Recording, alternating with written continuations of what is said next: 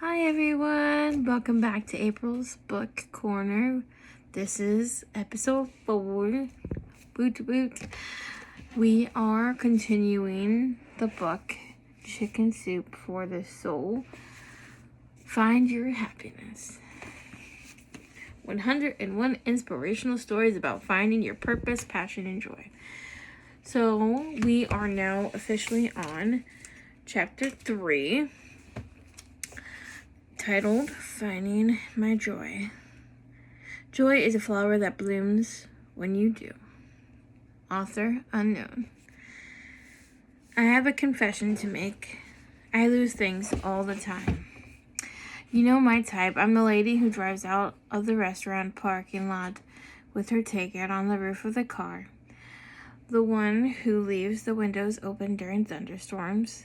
The one who needs 3 duplicate sets of keys hidden in rocks and crevices all over her property. By now, I've even lost track of how many things I've lost.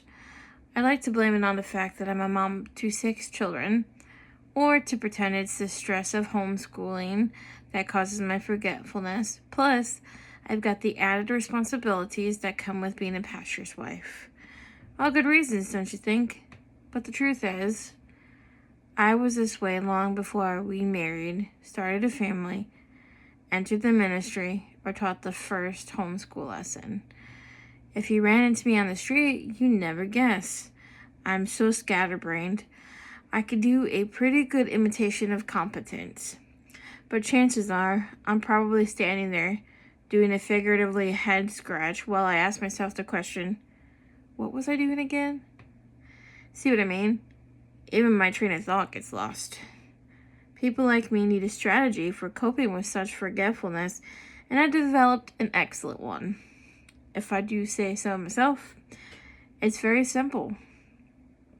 I never panic when something goes missing, and I never look for it. My theory, however unscientific, is that it will turn up the minute I stop searching for it.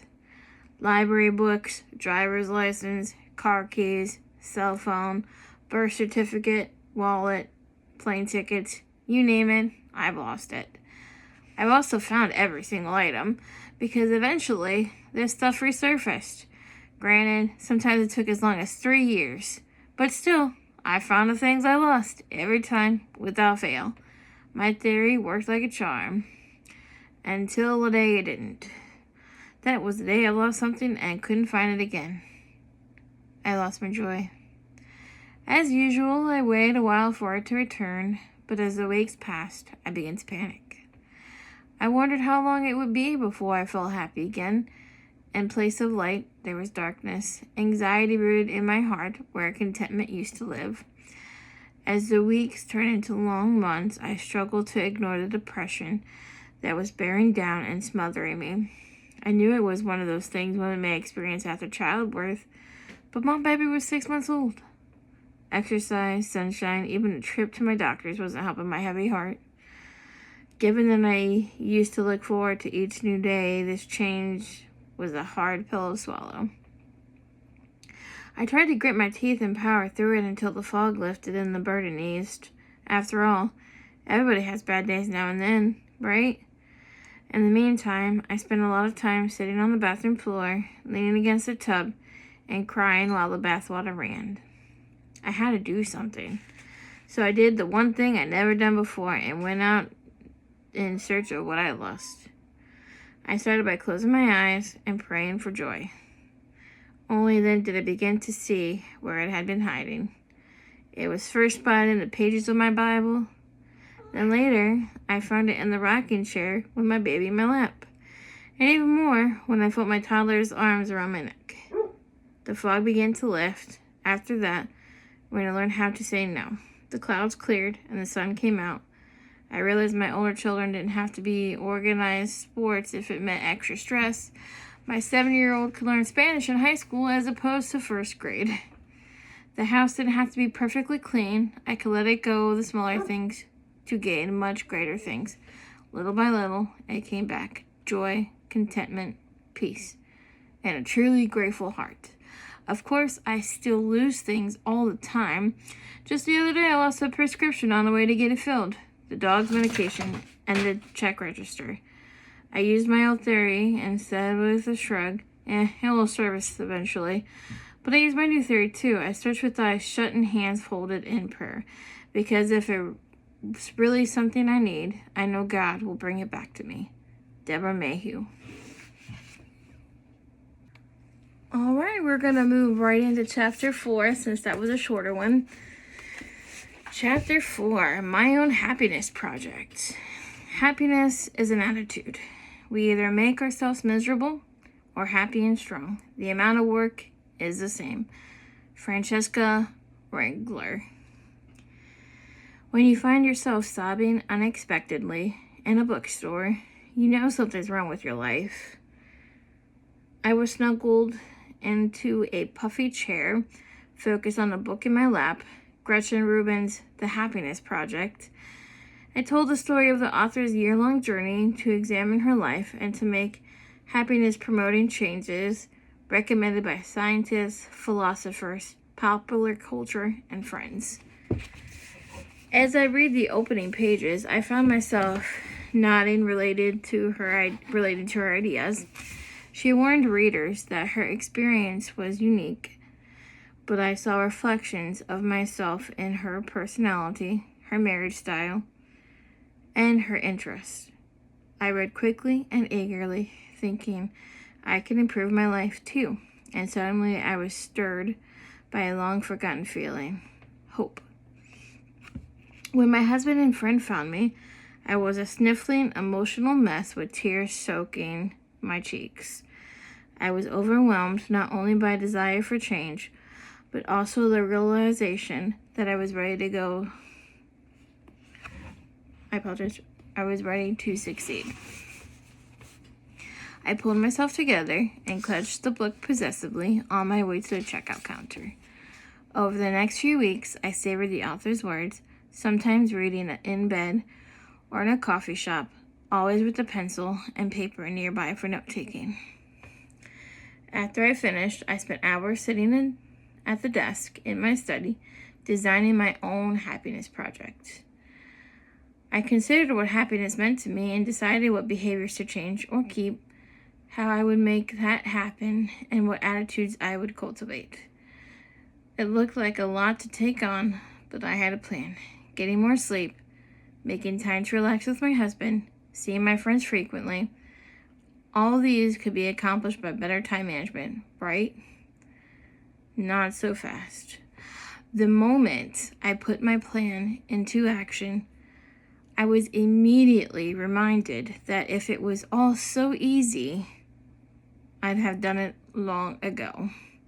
Sure, some changes were manageable, but I still only had 24 hours a day.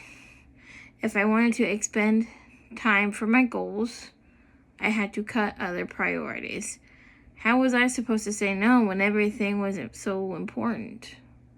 I apologize. When everything was important. Despite that struggle, life began to change. But not because I mastered time. I'll probably always wrestle with the clock. Instead, things were looking up mainly because of two attitudes I embraced regardless of what was on my calendar: gratitude and presence. Gratitude and I go way back. We're like old friends who rarely see each other, but always click when they do. Years ago, I started a gratitude journal, recording little joys like mint mochas and scented lotion, as well as thankfulness for life-defining things like good health and loving relationships. At first, I wrote often, then less so as time passed.